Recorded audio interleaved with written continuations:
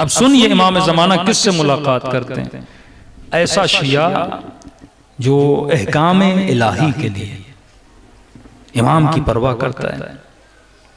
Tehran के एक बहुत बड़े मर्जा तकलीद कहते एक दिन मेरे घर के दरवाजे पे दस्तक हुई। ये वाकया आयतुल्लाह वहीद खुरासानी डायरेक्ट नकल करते हैं।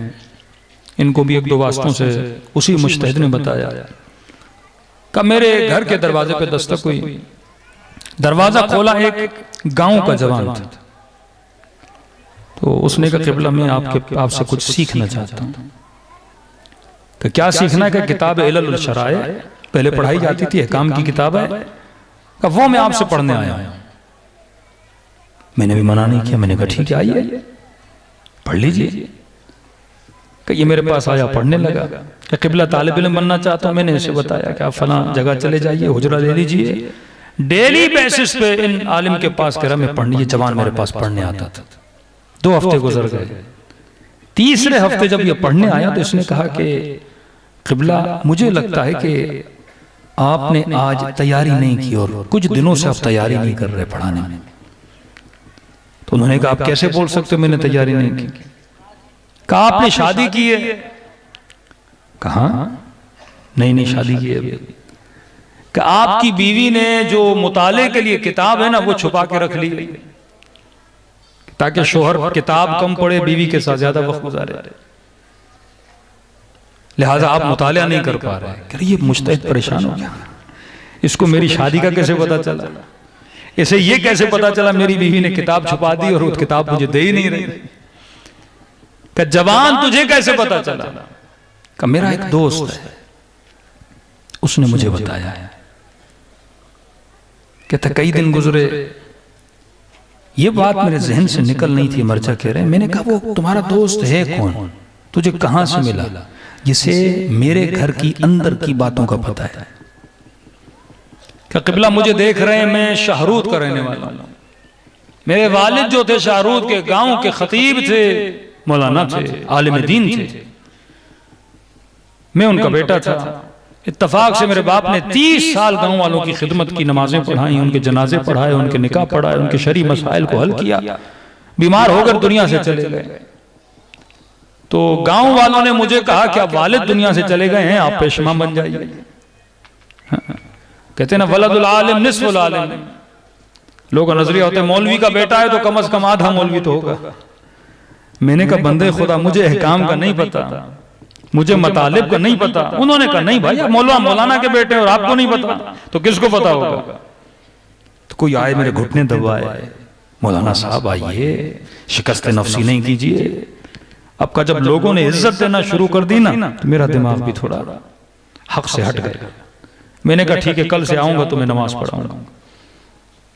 कहता दीन पढ़ा नहीं था पर क्योंकि मौलवी का बेटा था सर पे मामा रख लिया और मस्जिद में लोगों को नमाजें पढ़ाने लगा।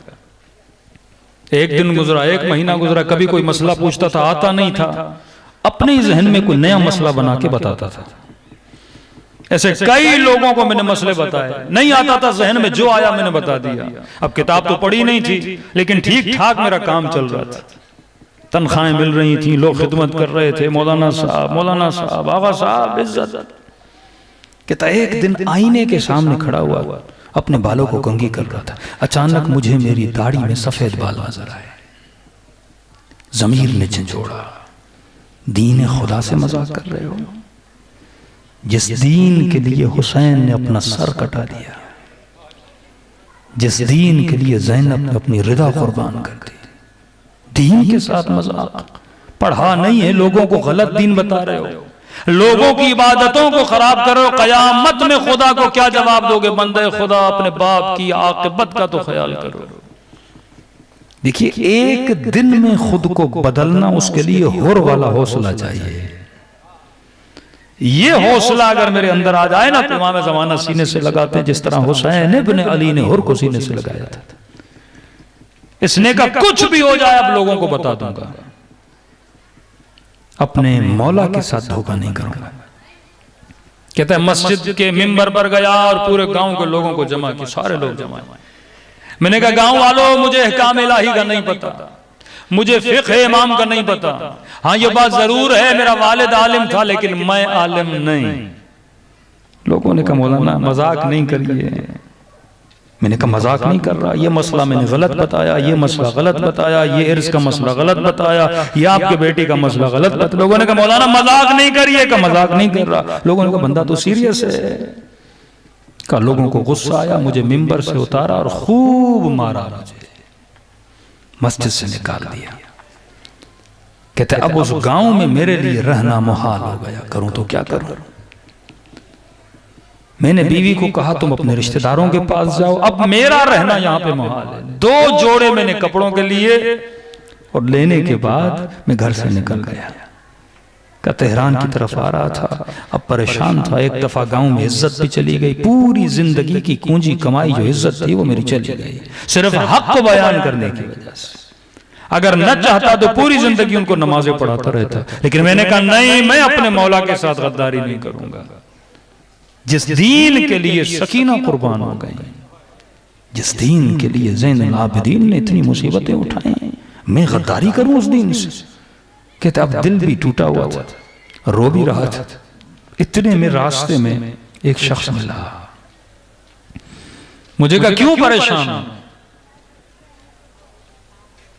मेरा नाम लिया, मैंने सारा माजरा बताया। कहा घबराने की जरूरत नहीं है, जाके इल्म हासिल कर। कहां इल्म हासिल करूं? का तेहरान में फला आलिम के पास चले जाओ और इल्म शराय सीखो। का मैं चला आया, आपके पास आया, आपने इजाजत दी पढ़ने की। आपने मुझे कहा फला हुजरे में चले जाओ, उस मौलाना के पास गया, हुजरा भी तैयार था, मुझे कमरा भी मिल गया और मुझे सब कुछ मिल गया। ये मुज्तहिद समझ गया कि ये किसके साथ मिला हुआ है, लेकिन इसे पता नहीं था कि किस हस्ती के साथ में मिला।